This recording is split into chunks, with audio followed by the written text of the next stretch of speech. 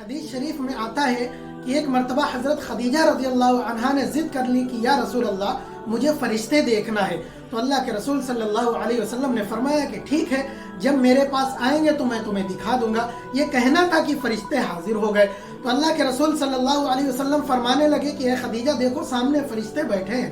تو حضرت خدیجہ رضی اللہ عنہا دائیں جانب بیٹھی ہیں۔ یا رسول اللہ مجھے فرشتے تو نہیں دکھ رہے، آپ فرما رہے وہ سامنے بیٹھے ہیں۔ تو یہ فرما رہی ہیں یا رسول اللہ مجھے تو نہیں دکھ رہے۔ تو انہوں نے سوچا شاید بائیں جانب سے دکھے، تو آپ اٹھ کر بائیں جانب بیٹھ گئی۔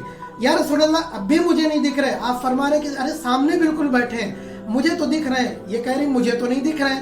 تو سوچنے لگی کہ شاید سامنے میں بیٹھ جاؤں تو سامنے سے مجھے دکھ جائیں گے، نظر آ جائیں گے۔ تو یہ حضرت خدیجہ رضی اللہ عنہا اٹھیں اور سامنے بالکل بیٹھ گئیں اور فرمانے لگی یا رسول اللہ اب بھی مجھے فرشتے نظر نہیں آ رہے ہیں۔ تو اللہ کے رسول صلی اللہ علیہ وسلم نے فرمایا کہ اب تو مجھے بھی نظر نہیں آ رہے ہیں۔ ہوا کیا تھا، حضرت خدیجہ رضی اللہ عنہا جب آگے بیٹھی تھی تو بیٹھنے کی حالت میں آپ کا دوپٹہ سر سے اتر گیا۔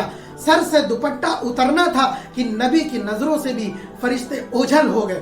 سر کا دوپٹہ نبی کی نظروں سے فرشتوں کا اوجھل ہو جانا، سوچئے کتنی بڑی نعمت سے محرومی ہو رہی ہے عورت کے دوپٹہ اترنے سے۔ اور ہماری اور آپ کی عورتوں کا کیا حال ہے، ہمارے اور آپ کے گھروں کا کیا حال ہے۔